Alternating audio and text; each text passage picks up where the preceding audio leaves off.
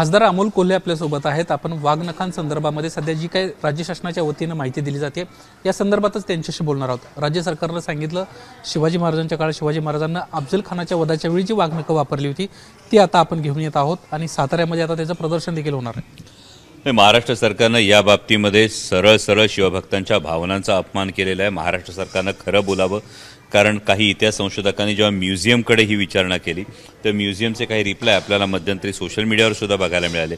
त्यात म्युझियमनी स्पष्टपणे असं सांगितलेलं आहे की हीच वाघनखं अफजल खान वधाच्या वेळी वापरली गेली होती किंवा नाही याविषयी खात्रीलायक माहिती उपलब्ध नाही।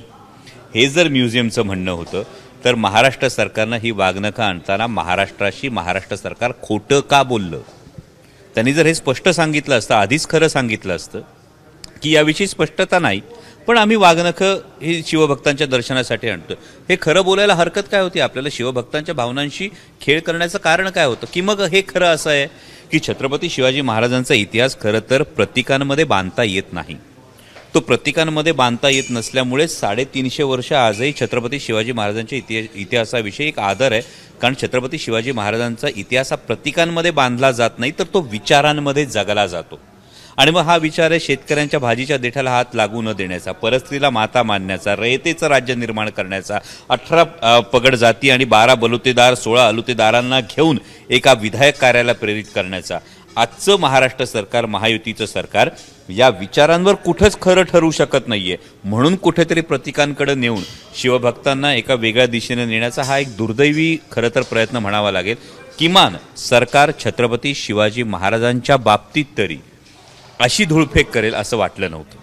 तुमचा इतिहासाचा अभ्यास आहे, वाघनखांच्या बाबतीमध्ये इतिहासात काय रेफरन्सेस आहेत, इतिहास काय सांगतो वाघनखांच्या बाबतीत? नाही, इतिहासामध्ये वाघनखांच्या बाबतीमध्ये 2-3 ज्या गोष्टी आहेत, अफजल खान वधाच्या वेळी वाघनख हे शस्त्र वापरलं गेलं, त्यानंतर अनेकदा वाघनखाचा इतर ठिकाणी मोठ्या युद्धांमध्ये उल्लेख आपल्याला दिसत नाही। आता वाघनख कशासाठी वापरलं याविषयी 2 मतमतांतर आहेत। मी अनेकदा हा प्रसंग चित्रित केलेला आहे, अफजल खान वधाचा प्रसंग चित्रित केलेला आहे आणि हे करत असताना एक सर्वसाधारण ज्याला आपण निसर्ग नियम म्हणतो त्या पद्धतीनं वाघ हा नखाने ग्रीप घेतो आणि दाताने फाडतो, त्या पद्धतीने जेवढ्याही वेळी मी हा प्रसंग चित्रित केला त्या प्रत्येक वेळी वाघनख ही डाव्या हाताच्या मुठीत वाघनख ही घातली जात असतील आणि वाघनखानं ही ग्रीप घ्यायची आहे। अफजल खानाचं जर धिप्पाड शरीर जर आपण बघितलं तर त्या ग्रीप घेण्यासाठी महाराजांनी वाघनखाचा वापर केला असेल आणि कट्यारीच्या याने महाराजांनी वार केला असे काही ठिकाणी उल्लेख समोर येतात। जेव्हा मी चित्रित केलं तेव्हा मला हे वर्णन जास्त संयुक्तिक वाटलं।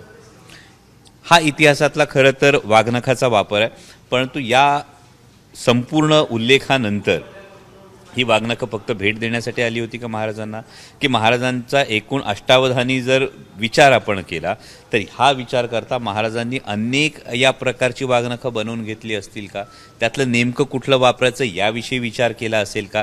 या अनेक शक्यता असल्यामुळं सरकारनं जे सांगितलंय की हीच वाघनखं अफजल खान वधाच्या वेळी वापरली गेली होती आणि म्युझियम म्हणतं याविषयी खात्री नाही, तर मग हा शिवभक्तांच्या भावनाचा अपमान नाही का? तुम्ही खासदार आहात, लोकसभेमध्ये तुम्ही सातत्याने विषय मांडत असतात, या विषयासंदर्भामध्ये किंबहुना महाराष्ट्राच्या जनतेची दिशाभूल होऊ नये यासाठी तुम्ही पुढाकार घेणार आहात का? तुम्ही स्वतःहून पुन्हा एकदा संग्रहालयाशी बातचीत करणं असेल, खरा इतिहास लोकांसमोरून कशा पद्धतीने आणता येईल यासाठी तुम्ही प्रयत्न करणार? नाही, नक्कीच या संदर्भात जे माझ्याकडून होईल ते करताच येईल, पण दुसरी एक फार महत्त्वाची गोष्ट आहे, काही कालावधी साठी आणण्यापेक्षा जर देशाच्या पंतप्रधानांचं आज विश्वगुरू म्हणून आपण एक जर प्रोजेक्शन करतो तर ती कायमस्वरूपी का भारताला देता येत नाहीत याविषयी सुद्धा आपल्याला काही पाठपुरावा करता येत असला तर तोही नक्की करायला मला आवडेल। विशाळगडचं प्रकरण सध्या प्रचंड चर्चेमध्ये आहे, पूर्वनियोजित दंगल होते असं काल शांतता जी रॅली पार पडली कोल्हापुरामध्ये त्या सर्व रॅलीतील लोकांचं म्हणणं होतं, स्वतः खासदार शाहू महाराज त्या ठिकाणी गेले होते। या सगळ्या गोष्टींकडे तुम्ही कसं पाहताय? तुम्ही देखील या विशाळगडाचा अभ्यास केलेला आहे, त्या ठिकाणी अतिक्रमण आहेत, अनेक वर्षांपासून मागणी आहे की ते अतिक्रमण काढलं गेलं पाहिजे, मात्र अतिक्रमणाच्या नावाखाली एका गावामध्ये मोठ्या प्रमाणामध्ये लूट झाली असं जयंत पाटील म्हणाले। नाही, मला वाटतं की छत्रपती शिवाजी महाराजांचा इतिहास हा कायम प्रेरणादायी आहे, पण त्यातून नेमकी कोणती प्रेरणा घ्यायची हे आपण प्रत्येकानं तितक्याच काळजीपूर्वक रीतीनं ठरवणं हे गरजेचं आहे। कारण दगड हा भिरकावण्यासाठी असला तर त्यातून मानवता घायाळ होते आणि तो रचण्यासाठी असला तर त्यातून मानवतेचं मंदिर उभं राहता येतं। याचा विचार हा छत्रपती शिवाजी महाराजांनी घालून दिला, म्हणून आज 350 वर्ष छत्रपती शिवाजी महाराजांचा आपण जय जयकार करतो।